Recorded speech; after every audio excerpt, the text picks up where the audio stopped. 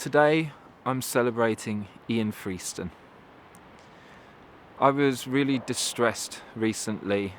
He was the third person who I was very sad to learn had died in the intervening period between the last time I'd seen him and when I was trying to get in touch with him. And even more distressed to discover that he had committed suicide and that he had done so very publicly under very sad circumstances. He'd just been served with an eviction notice from a place where I think he probably thought of as home and really struggled to picture where else he could find a place to be in the world. He'd been living in a van on the Phoenix industrial estate near Zoo Studios for some time, and there were people that he knew, people that he cared about, and people that cared for him. And I imagine that it must have been very disconcerting to think of moving on and probably couldn't think of where else to go. I relate very much to that kind of sentiment. That being said, Ian's life had so much beauty in it that is worthy of celebration and cherishing. He was a man who had a real genius about him that expressed itself in many different ways. When I first met Ian Freeston, he was a free spirit in Brighton, on the party scene, constantly observed around Brighton, flying around on his roller skates, and being a talking post. He was always very, very chatty and knew many people and always knew where the next party was and what was going on and where you should be next week and next Saturday. Full of life. Very funny man. And later on I got to know him as an artist, as a video artist, when video projection was really just taking off, where digital projectors were becoming available and the software was there to be able to create composite videos beautifully. He offered to do a video wall with another friend, Alex, at a festival that I used to organise, and so we erected a giant wall of haystacks, of bales of hay in a field, covered it with white tarpaulins, and had this incredible projection screen through the night.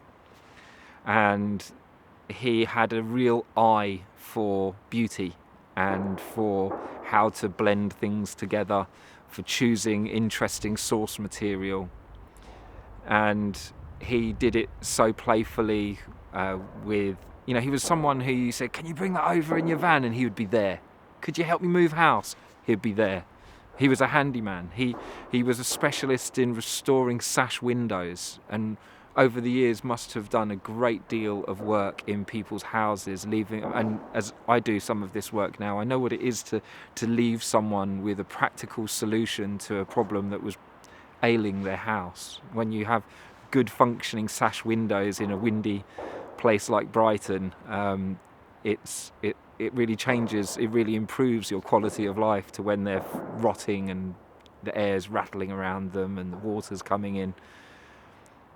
So I feel it's worth remembering him for the work that he created, for the art that he created, for the people that he convened with. Later on, as his life progressed, he became more and more aware of the healing that he felt that he needed to do. He'd always had an interest in personal development, and he, much later in his life, discovered medicines like Kambo and, I believe, ayahuasca. And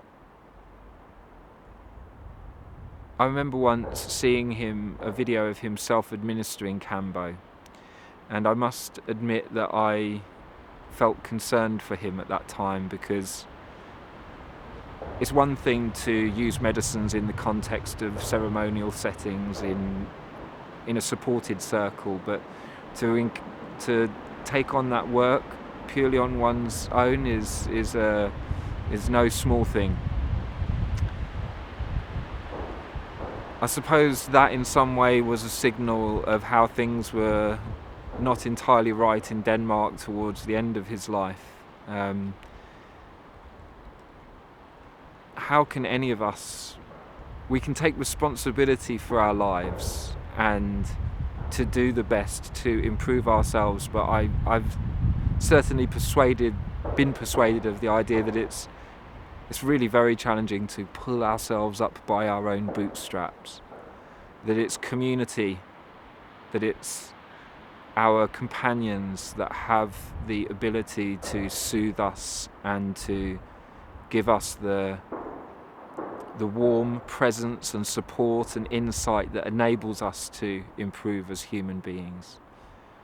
Life is a very, very difficult journey for all of us, and community has traditionally been one of the great means of being able to hold people together. And unfortunately we live in a time where we are so atomized, where it's crazy that one can live in a van on one's own and still not have a place to pull up and not be seen as a bother to anyone. You have to have somewhere to park. And when the land is all owned by private property, it leads people to desperate measures. So today, I really wish to celebrate Ian Freeston for all the beauty that he brought.